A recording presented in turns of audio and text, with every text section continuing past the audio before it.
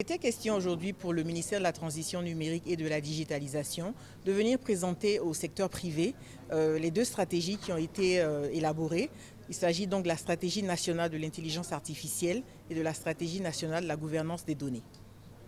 Et donc il était question de présenter ces stratégies au secteur privé et surtout de montrer au secteur privé les opportunités que l'intelligence artificielle apporte et aussi de les prévenir par rapport aux dangers qui peuvent découler d'une mauvaise utilisation de ces technologies innovantes.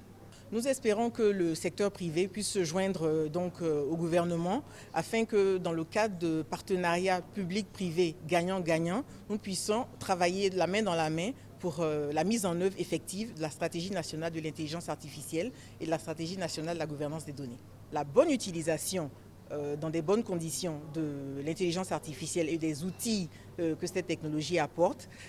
c'est un gain de productivité et une amélioration donc de la profitabilité des entreprises. Mais seulement, comme je le disais tantôt, il faut s'assurer que ces nouveaux outils soient utilisés de manière éthique, rationnelle et inclusive. C'est important pour les entreprises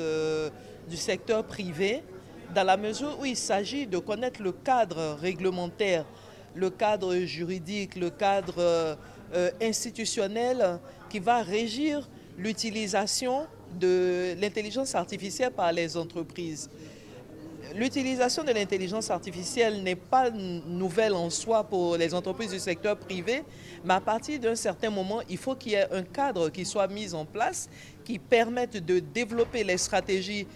individuelles des entreprises en harmonie, donc en synergie avec le cadre qui a été mis en place par l'État de Côte d'Ivoire. Là, il s'agit de parler d'utilisation responsable, d'utilisation éthique, il s'agit de parler d'inclusivité, d'inclusion, et puis il s'agit aussi de parler de participation, donc s'intégrer dans un élan collectif pour pouvoir retirer le meilleur de ces deux stratégies qui ont été élaborées et qui seront déployées dans les mois à venir.